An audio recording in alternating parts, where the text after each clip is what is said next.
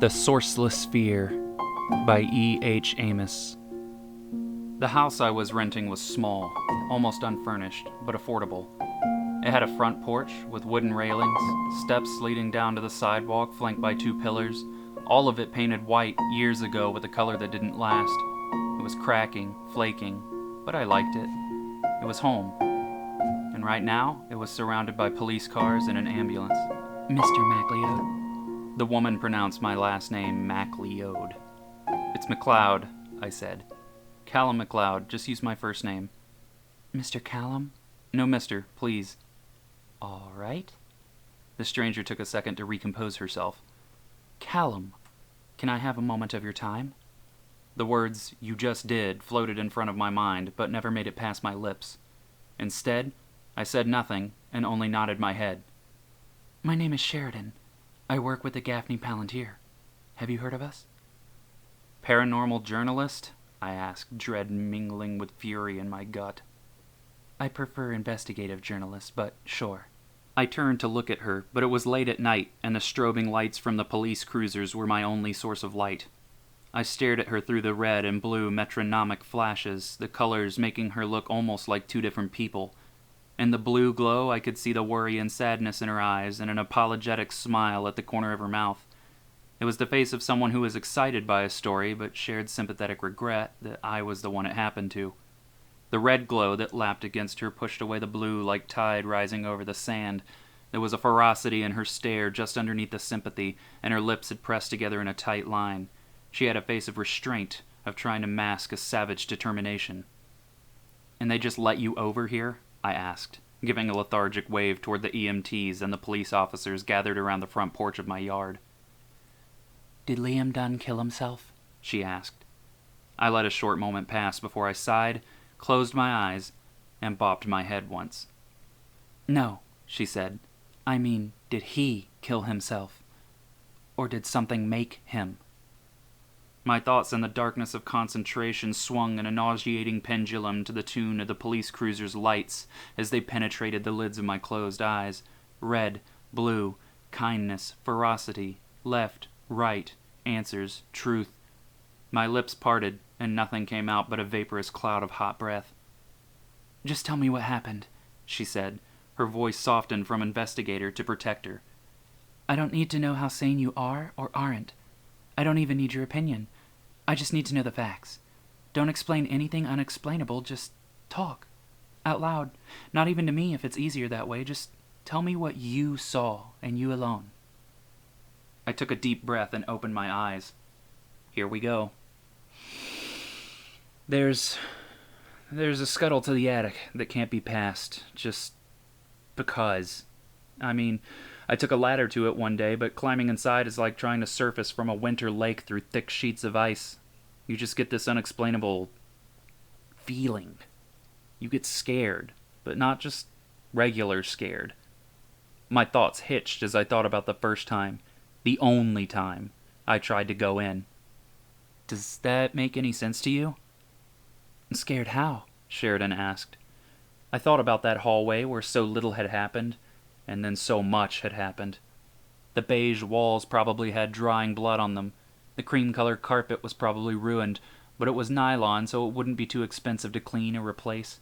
The attic, though, it would always be there, and I would always remember how it felt trying to go up. No, never mind, I said. It's not a good word. It isn't just being scared, it's... In my memory, I step on the stepladder's first rung, one of 6, and a wave of chills flows through me. Fear. I'm on the 2nd rung and my stomach twists into painful knot. Nausea. 3rd, and I can't breathe anymore. The air gets thinner. 4th rung, my arm is always stretching further for the hatch but never reaching it. Distance stops making sense. 5th, I finally make contact with the drywall panel and ice flows from my fingertips down through the veins in my arm, speeding towards my heart. You feel yourself dying. 6th rung, the last one on the ladder. I push. It pushes back. That was as close as I got. I remember swallowing, but the lining of my throat's too dry and it feels like I'm trying to swallow sand.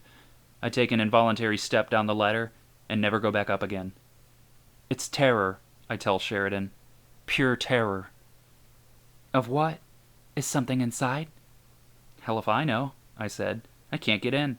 No one can. Or, I guess, maybe no one can get out? Maybe it keeps something in. It sounded ominous in my head, but when I said the words out loud, I just felt stupid, hysterical. It doesn't really matter. The bottom line is that we can never know what's in there because no one can pass the threshold, I guess. An image flashed through my mind, a picture of Liam, of how he looked the last time I saw him alive. I started to get nauseous. Except Liam. But it's not like you can ask him what was in there. How do you know no one can get in? Sheridan asked. How many people tried? I looked up at the reporter again, but she wasn't looking at me anymore. Her face was pointed down, transfixed on a pad of paper as she scribbled notes in some undecipherable shorthand. She glanced up once, but not at me. She was keeping an eye on the officers, the ones who probably didn't want her here. Not sure about the exact number, I said. Probably around 40. I charged people to try. The scribble of pencil against paper paused. She bobbed her head to the side and back in a quick motion, as if she had dislodged a thought from it. Gotta make ends meet, she said. Did you advertise? No. I threw an evening party, and when everyone's drunk, or at least getting there, I made an announcement.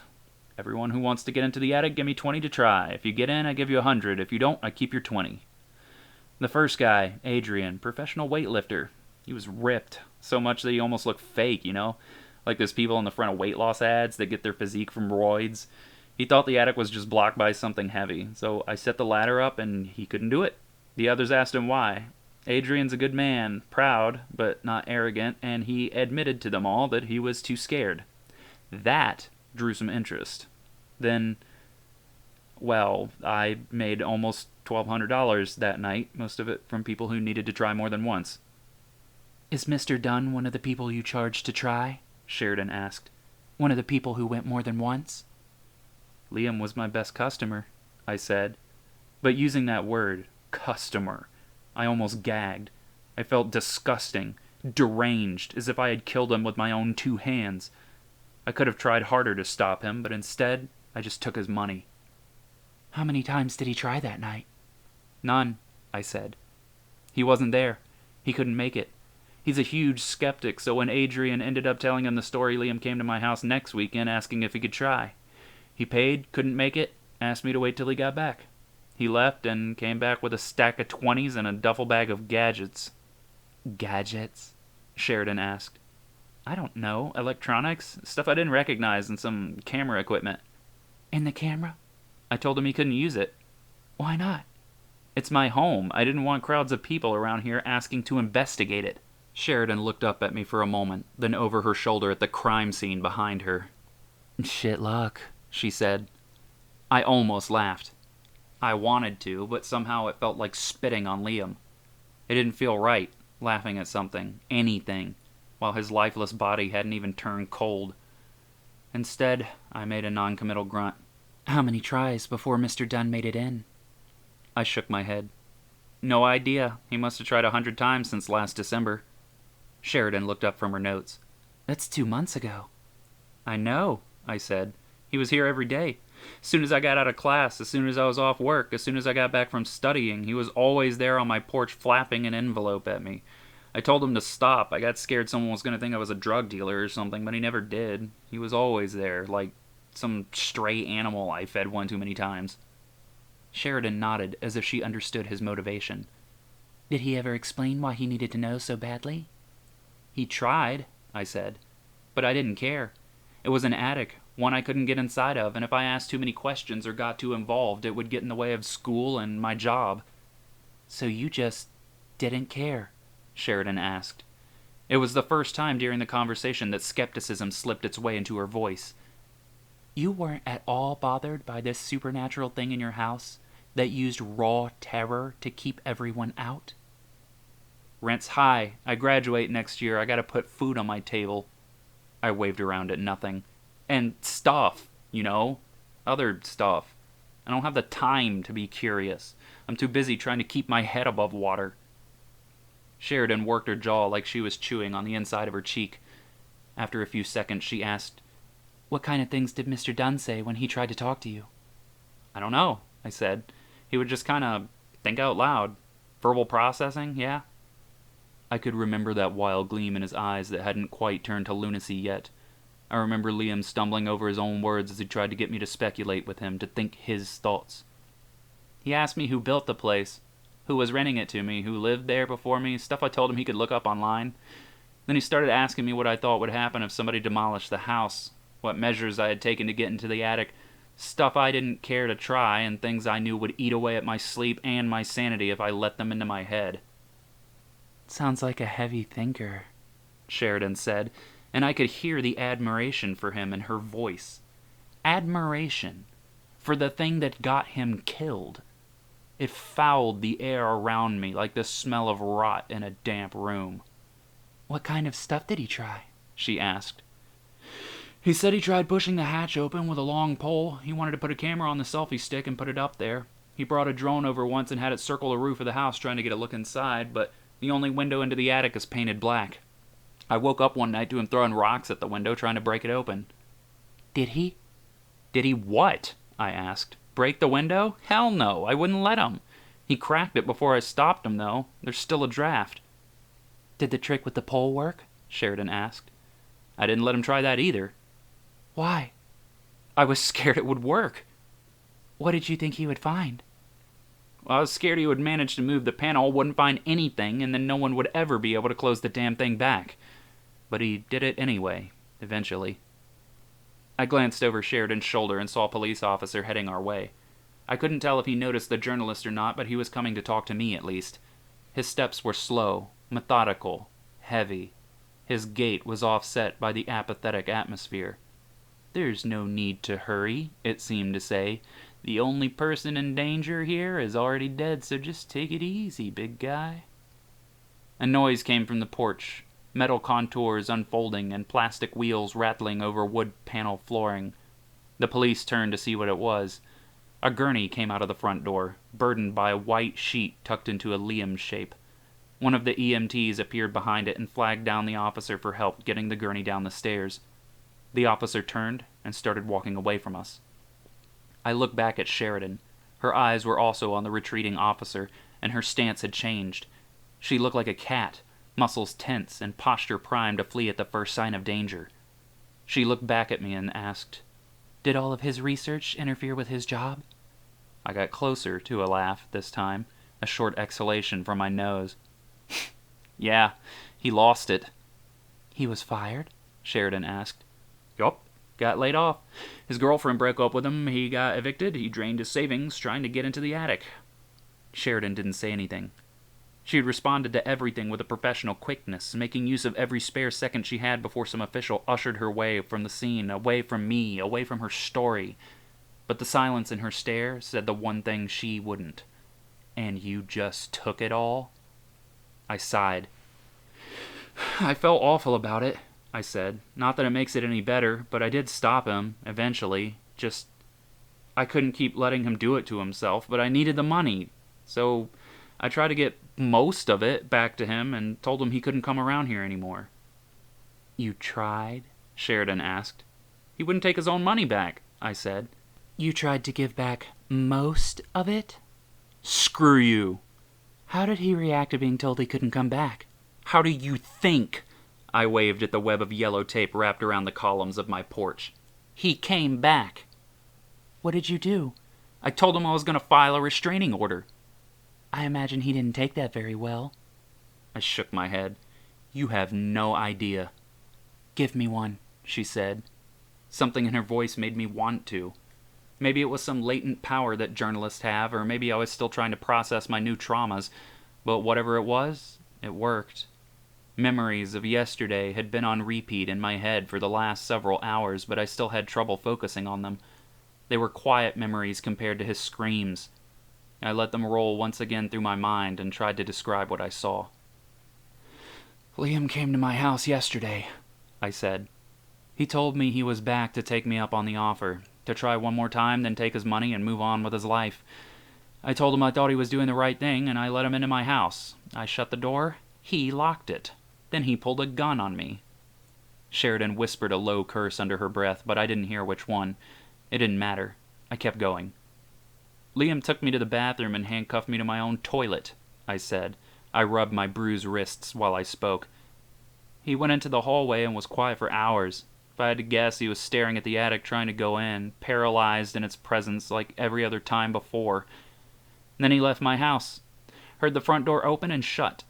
I called out for help, screamed, but nobody heard me, or no one cared. Liam showed back up an hour later with a duffel bag, just like that first day.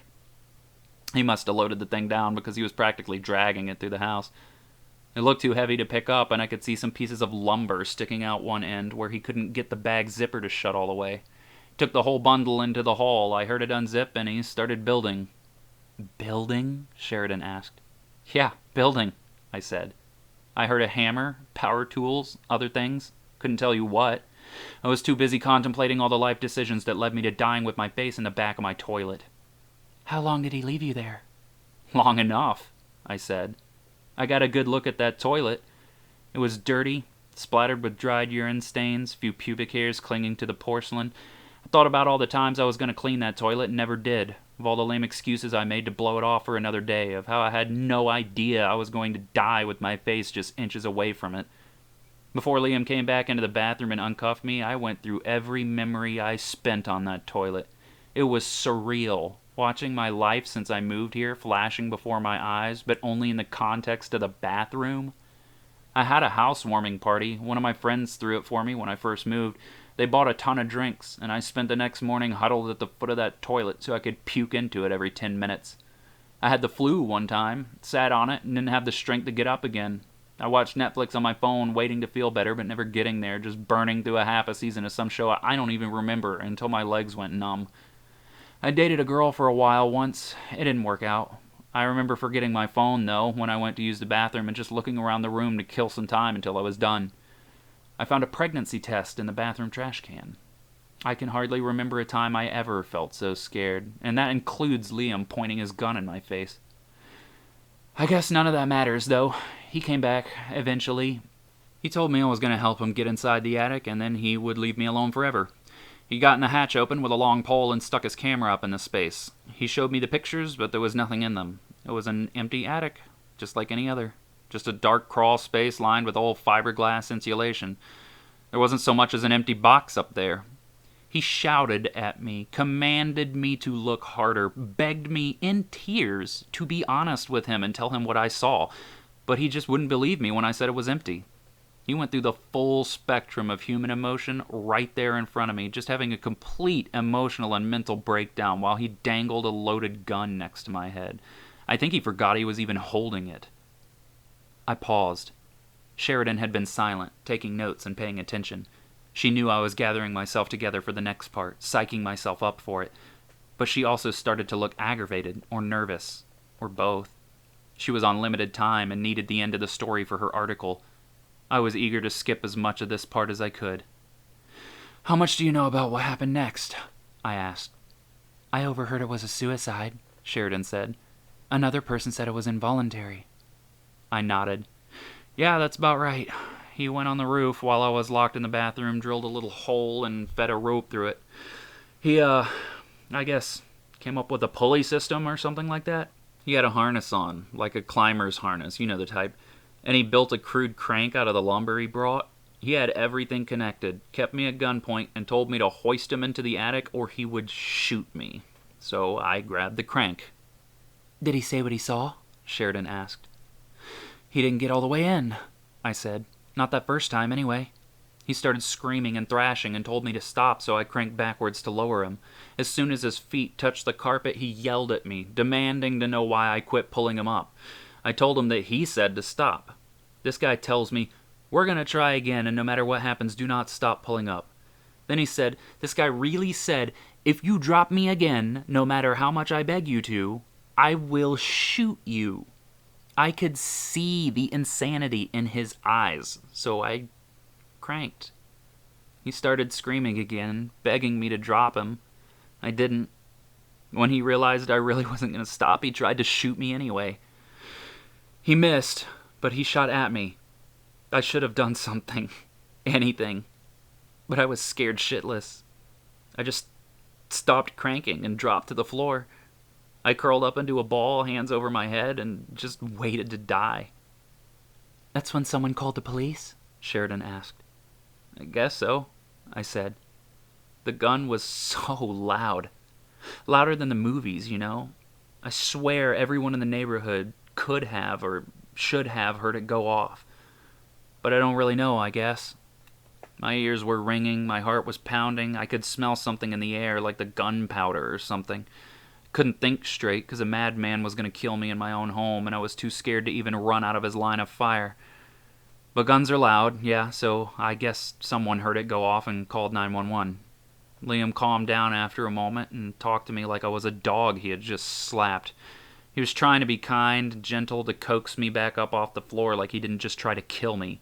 He even tossed his gun down the hall, pleading with me to look at how he was putting his trust in me for this one thing, this one last thing. So I just did what he told me to do. My face burned red with shame. I felt heat behind my eyes and a quiver in my throat that threatened to turn into heavy sobs. "Did he tell you what he saw?" Sheridan asked. "He didn't have time," I said. The memory was bright, painfully clear as it unfolded before me. I wish I had done something different, but I was terrified, so instead of running for the gun or the door, I just cranked. I cranked as fast as I could, trying to get him in before he started his thrashing again. I cranked hard and fast until his head made it past the threshold, and as soon as it did, I couldn't go on. I couldn't say it. But I did the best I could. "He killed himself," I said. "End of story." "How?" Sheridan asked. "How did he kill himself? He didn't have the gun anymore. He was strung up in a harness." I looked at Sheridan, tried to meet her eyes, to see what inside there would so casually ask me to describe something like that. Was this story good enough for her? Would it make her famous, rich, give her the satisfaction she craved? Would it be enough to prove herself past whatever doubt she might hold about her journalistic abilities? Would it get her away from whatever she was running from, or bring her to whatever she was chasing down? Would it be everything that she ever wanted?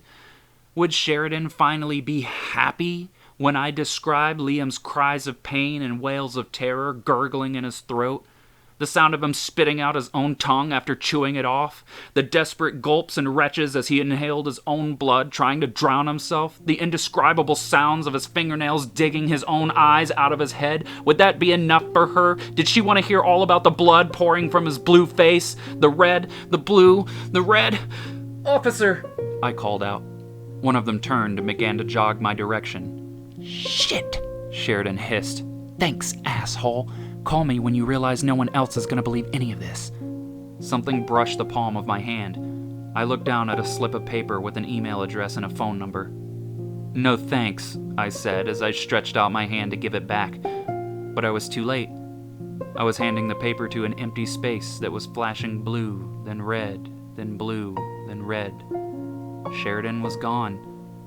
As the officer reached me, hand on the butt of his gun, looking around for threats, I folded the paper in half and slid it into my pocket.